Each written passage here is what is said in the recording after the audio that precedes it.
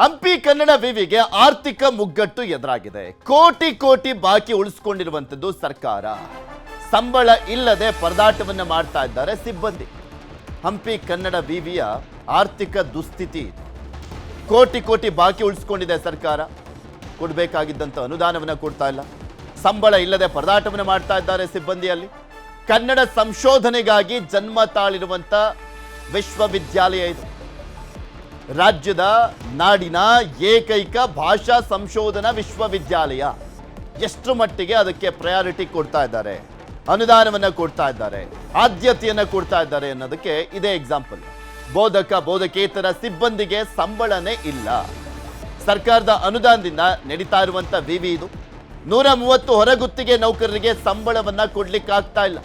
130 ಜನ ಇದ್ದಾರೆ ಹೊರಗುತ್ತಿಗೆ ನೌಕರರು, ಅವರಿಗೆ ಸಂಬಳ ಕೊಡ್ತಾ ಇಲ್ಲ. ಕಳೆದ 11 ತಿಂಗಳಿಂದ ಸಂಬಳ ಇಲ್ಲದೆ ಕೆಲಸವನ್ನ ಮಾಡ್ತಾ ಇದ್ದಾರೆ. 11 ತಿಂಗಳಾಯ್ತು ಸ್ಯಾಲ್ರಿ ತಗೊಳ್ದಲೇ ಅವರು. ಪ್ರತಿ ವರ್ಷ 10 ರಿಂದ 15 ಕೋಟಿ ಅನುದಾನ ಅವಶ್ಯಕತೆ ಇದೆ ಈ ವಿವಿಗೆ. ಈ ವಿವಿಯನ್ನ ರನ್ ಮಾಡಬೇಕು ಅಂದ್ರೆ. ಆದ್ರೆ ಸರ್ಕಾರ ಕೊಡ್ತಿರೋದೆಷ್ಟು? 2 ರಿಂದ 3 ಕೋಟಿ ಅಷ್ಟೇ. ಬರೀ 2 ರಿಂದ 3 ಕೋಟಿ. 30% ಕೊಡ್ತಾ ಇದ್ದಾರೆ, 70% ಹಂಗೆ ಓಲ್ಡ್. ಸರ್ಕಾರದ ಹತ್ರ ದುಡ್ಡಿಲ್ವಾ ಅಂತ. ಆರ್ಥಿಕ ಮುಗ್ಗಟ್ಟಿಗೆ ಸಿಲುಕಿರುವಂಥದ್ದು ಹಂಪಿ ಕನ್ನಡ ವಿವಿ.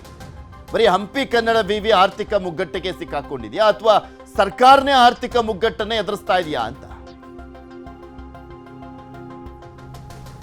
ದೇಶದಲ್ಲೇ ಏಕೈಕ ಒಂದು ಭಾಷೆಗಾಗಿ ಸ್ಥಾಪನೆಯಾದಂಥ ಸಂಶೋಧನಾ ವಿಶ್ವವಿದ್ಯಾನಿಲಯ 35 ವರ್ಷಗಳಿಂದಲೂ ಸತತವಾಗಿ ಸರ್ಕಾರದ ಅನುದಾನದಿಂದಲೇ ಈ ವಿಶ್ವವಿದ್ಯಾನಿಲಯ ಕೆಲಸ ಮಾಡ್ಕೊಂಡು ಬರ್ತಾ ಇದೆ. ವಾರ್ಷಿಕವಾಗಿ ಈ ವಿಶ್ವವಿದ್ಯಾನಿಲಯಕ್ಕೆ 10 ರಿಂದ 15 ಕೋಟಿ ರೂಪಾಯಿಗಳ ವೆಚ್ಚ ಆಗುತ್ತೆ.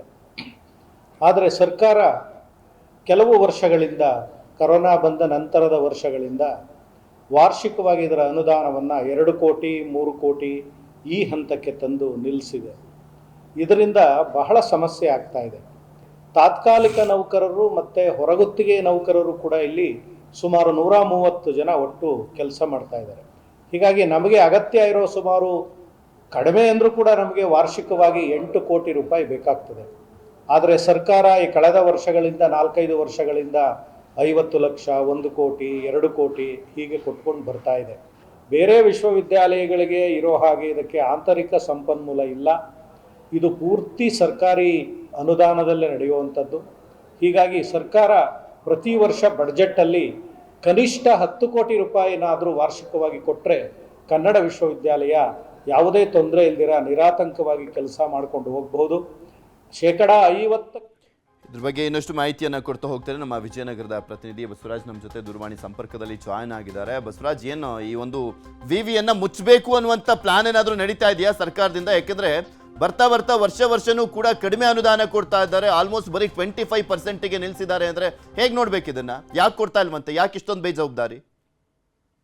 ಪೃಥ್ವಿರಾಜ್, ಭಾಷೆ ಸಂಶೋಧನೆಗಾಗಿ ನಿರ್ಮಾಣಗೊಂಡಿರ್ತಕ್ಕಂಥ ದೇಶದ ಏಕೈಕ ವಿಶ್ವವಿದ್ಯಾಲಯ ಅದು ಹಂಪಿ ಕನ್ನಡ ವಿಶ್ವವಿದ್ಯಾಲಯ. ಆದ್ರೆ ಕಳೆದ 4-5 ವರ್ಷಗಳಿಂದ ಕೂಡ ಆರ್ಥಿಕ ಮುಗ್ಗಟ್ಟನ್ನು ಎದುರಿಸ್ತಕ್ಕಂಥ ಪರಿಸ್ಥಿತಿ ಕನ್ನಡ ವಿಶ್ವವಿದ್ಯಾಲಯಕ್ಕೆ ಬಂದಿರತಕ್ಕಂಥದ್ದು ಒಂದು ದುರಂತನೇ ಅಂತ ಹೇಳ್ಬೋದು. ಯಾಕೆಂತಂದ್ರೆ ಕಳೆದ 4-5 ವರ್ಷಗಳಿಂದ ಕೂಡ ಸರ್ಕಾರ ಸಮರ್ಪಕವಾಗಿ ಅನುದಾನವನ್ನು ಕೂಡ ಕೊಡದೇ ಇರತಕ್ಕಂಥ ಹಿನ್ನೆಲೆಯಲ್ಲಿ ವಿಶ್ವವಿದ್ಯಾಲಯವನ್ನ ಮುನ್ನಡೆಸಲಿಕ್ಕೆ ಕೂಡ ಸಾಕಷ್ಟು ಆರ್ಥಿಕ ಪರಿಸ್ಥಿತಿಯನ್ನ ಕೂಡ ಸಂಕಷ್ಟವನ್ನ ಎದುರಿಸ್ತಕ್ಕಂಥದ್ದು ಪರಿಸ್ಥಿತಿ ನಿರ್ಮಾಣ ಆಗಿರ್ತಕ್ಕಂಥದ್ದು. ವಿಶ್ವವಿದ್ಯಾಲಯಕ್ಕೆ ಪ್ರತಿ ವರ್ಷ 10 ರಿಂದ 15 ಕೋಟಿ ರೂಪಾಯಿ ಇಡೀ ಬೋಧಕೇತರ ಮತ್ತು ಬೋಧಕ ಹೊರಗುತ್ತಿಗೆನವರು ಸೇರಿದಂತೆ ವಿಶ್ವವಿದ್ಯಾಲಯದ ನಿರ್ವಹಣೆಗೆ ಒಟ್ಟು 10 ರಿಂದ 15 ಕೋಟಿ ಅವಶ್ಯಕತೆ ಇರತಕ್ಕಂಥದ್ದು. ಆದರೆ ಸರ್ಕಾರ ಕಳೆದ 4-5 ವರ್ಷಗಳಿಂದ ಕೇವಲ 2 ರಿಂದ 3 ಕೋಟಿ ಮಾತ್ರ ಅನುದಾನವನ್ನ ನೀಡ್ತಾ ಇರ್ತಕ್ಕಂಥ ಹಿನ್ನೆಲೆಯಲ್ಲಿ ಕಳೆದ 11 ತಿಂಗಳಿಂದ ಕೂಡ ಹೊರಗುತ್ತಿಗೆ ನೌಕರರಿಗೆ ಕೂಡ ಇದುವರೆಗೆ ಒಂದು ಸಂಬಳವನ್ನು ಕೂಡ ಸಿಗದೇ ಇರತಕ್ಕಂಥ ಪರಿಸ್ಥಿತಿ ಕೂಡ ನಿರ್ಮಾಣ ಆಗಿರ್ತಕ್ಕಂಥದ್ದು ಕೂಡ. ಆ ನಿಟ್ಟಿನಲ್ಲಿ ಕೂಡ ಅಲ್ಲಿನ ಕುಲಪತಿಗಳು ಕೂಡ ಪ್ರತಿ ವರ್ಷ ಬಜೆಟ್ ಸಂದರ್ಭದಲ್ಲಿ ಕೂಡ ಸರ್ಕಾರಕ್ಕೆ ಮನವಿಯನ್ನ ಕೂಡ ಮಾಡ್ಕೊಂಡು ಬಂದಿರತಕ್ಕಂಥದ್ದು.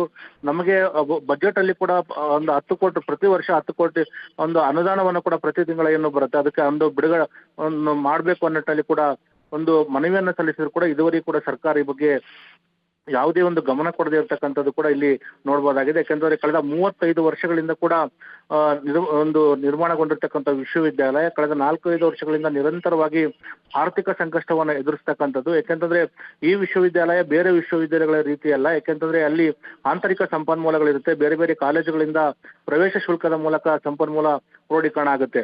ಆದ್ರೆ ಇಲ್ಲಿ ಸಂಶೋಧನೆಗಾಗಿ ಒಂದು ಜನ್ಮ ತಾಳಿರ್ತಕ್ಕಂಥ ವಿಶ್ವವಿದ್ಯಾಲಯದಲ್ಲಿ ಕೇವಲ ಪ್ರತಿ ವರ್ಷ ಒಂದು 60ರಿಂದ 70 ಲಕ್ಷ ಮಾತ್ರ ಆಂತರಿಕ ಸಂಪನ್ಮೂಲ ಕ್ರೋಢೀಕರಣ ಆಗುತ್ತೆ. ಆದ್ರೆ ಉಳಿದ ಅನುದಾನವನ್ನು ಯಾವ ರೀತಿಯಾಗಿ ವಿಶ್ವವಿದ್ಯಾಲಯಕ್ಕೆ ಭರಿಸಬೇಕು ಅನ್ನೋದ್ರಲ್ಲಿ ಕೂಡ ಅಲ್ಲಿನ ಕುಲಪತಿಗಳು ಕೂಡ ಸಾಕಷ್ಟು ಬಾರಿ ಸರ್ಕಾರಕ್ಕೆ ಪತ್ರವನ್ನ ಬರೆದಿರ್ತಕ್ಕಂಥದ್ದು. ಖುದ್ದಾಗಿ ಕೂಡ ಉನ್ನತ ಶಿಕ್ಷಣ ಸಚಿವರು ಸೇರಿದಂತೆ ಸಂಬಂಧಪಟ್ಟ ಇಲಾಖೆ ಮುಖ್ಯಸ್ಥರನ್ನ ಭೇಟಿ ಮಾಡಿದ್ರು ಕೂಡ ಇದುವರೆಗೆ ಸರ್ಕಾರ ಅನುದಾನವನ್ನು ಕೂಡ ಬಿಡುಗಡೆ ಮಾಡದೇ ಇರತಕ್ಕಂಥ ಹಿನ್ನೆಲೆಯಲ್ಲಿ ಇಡೀ ವಿಶ್ವವಿದ್ಯಾಲಯ ಒಂದು ರೀತಿಯ ಆರ್ಥಿಕ ಸಂಕಷ್ಟಕ್ಕೆ ಸಿಲುಕಿದೆ ಅಂತ ಹೇಳ್ಬೋದು. ಪೃಥ್ವಿರಾಜ್. ಓಕೆ, ಧನ್ಯವಾದ ಬಸವರಾಜ್ ನಿಮ್ಮೆಲ್ಲ ಮಾಹಿತಿಗಾಗಿ.